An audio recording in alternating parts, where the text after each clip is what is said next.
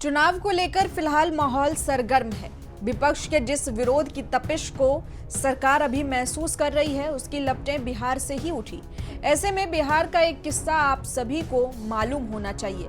वो किस्सा जब देश के चुनाव आयुक्त और बिहार के तत्कालीन सीएम लालू प्रसाद यादव के बीच जमकर कहासुनी हुई थी। सेशन ने एक के बाद एक करके बिहार के 4 चुनाव स्थगित करा दिए थे। लालू ने एक चुनावी सभा में कहा था, सेशनवा पागल सांड जैसा कर रहा है, मालूम नहीं कि हम रस्सी बांध के खटाल में बंद कर सकते हैं। नमस्कार, आप देख रहे हैं यंग भारत न्यूज और मैं हूं आपके साथ ज्योति यादव। ये कहानी हम आपको बता रहे हैं, ये उस समय की है जब लालू प्रसाद यादव बिहार में सीएम थे। टीएन सेशन पहली बार सुर्खियों में तब आए जब वो देश के 10वें चुनाव आयुक्त बने। तब चुनाव आयोग में केवल एक ही बिग बॉस होता था और वो थे सेशन। लालू से उनकी तब ठन गई जब 1995 का बिहार चुनाव आया। लालू सीएम थे और विपक्षी दलों को आशंका थी कि लालू चुनाव में हेराफेरी कराकर जीत जाएंगे। उस दौरान दोनों के बीच संबंध बहुत तल्ख रहे। पहली बार बिहार के सभी बूथों पर टीएन सेशन ने पैरामिलिट्री फोर्स की तैनाती करवाई थी। सख्त सुरक्षा व्यवस्था ने लालू प्रसाद यादव की नींद उड़ा दी थी। मुख्य चुनाव आयुक्त टीएन सेशन का नाम सुनते ही लालू प्रसाद भड़क जाते थे। एक किताब में जिक्र है कि लालू प्रसाद कहा करते थे, सेशन पगला सांड जैसा कर रहा है। लेकिन सेशन की वजह से बिहार में पहली बार निष्पक्ष चुनाव हो रहे थे। हालांकि लालू चुनाव जीत गए और रिजल्ट से टीएन सेशन भी हतप्रभ रह गए। लेकिन चुनाव के दौरान जो कुछ भी हुआ, उसने सारे देश की निगाहें अपनी तरफ खींच ली। पत्रकार संरक्षण ठाकुर की किताब बंधु बिहारी में जिक्र है कि सेशन जैसे जैसे बिहार में सुरक्षा व्यवस्था का चकाचौबंद करा रहे थे, लालू का पारा वैसे वैसे चढ़ता जा रहा था। चुनाव के दौरान वे अपने आवास पर रोजाना लोगों को रूबरू होते थे, तब सेशन का जिक्र जरूर आता था। लालू कहते थे कि सेशनवा तो पगला सांड जैसा हो गया है, उसको पता नहीं कि हम रस्सी बांध के खटाल में बंद कर सकते हैं। कभी वो कहते थे कि सेशन वर्सेस द नेशन, लेकिन सेशन किसी की सुनने को तैयार नहीं थे। वो एक तरफ पहला मिलिट्री फोर्सेस की तैनाती को बढ़ाते जा रहे थे, तो दूसरी तरफ बिहार के चुनाव आयुक्त आरजेएम पिल्लई के लिए रोज कोई न कोई नया फरमान जारी कर देते थे। जब चौथी बार चुनाव स्थगित हुआ तो लालू हत्थे से उखड़ गए।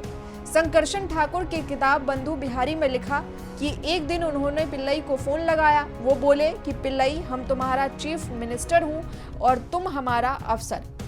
बीच में सेशनवा कहां से आ टपकता है, फैक्स भेजता रहता हूं, इलेक्शन हो जाने दो, ई फैक्स वैक्स सब उड़ा देंगे।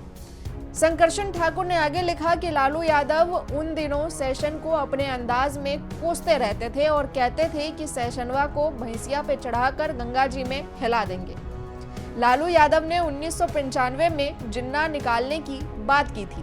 दरअसल उनका मतलब गरीब, दलित और शोषितों को एकजुट होने की बात की थी, लेकिन सेशन पर उनकी बातों का कोई भी असर नहीं हुआ।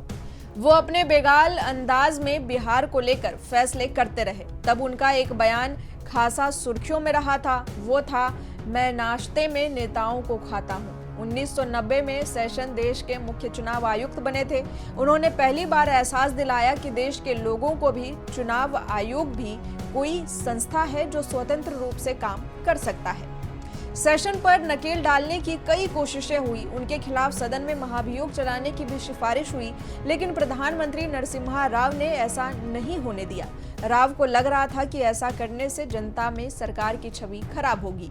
फिर भी उन्होंने एक दूसरा रास्ता निकाला। संविधान के तहत चुनाव आयुक्त सरकार के अधिकारों में नहीं थे, लेकिन ऐसा कोई कानून नहीं था, सिर्फ एक ही चुनाव आयुक्त बनाया जाए। उस वक्त केजे राव ने एमएस गिल और जेवीजी कृष्णामूर्ति को अतिरिक्त चुनाव आयुक्त बना दिया। सेशन की ताकत 1/3 में हो गई। सेशन सुप्रीम कोर्ट गए, लेकिन सुप्रीम कोर्ट ने सरकार के फैसले को सही माना। लेकिन इसमें कोई दो राय नहीं कि कहीं एक कोने में पड़े चुनाव आयोग की पहचान ही टीएन सेशन से बनी थी।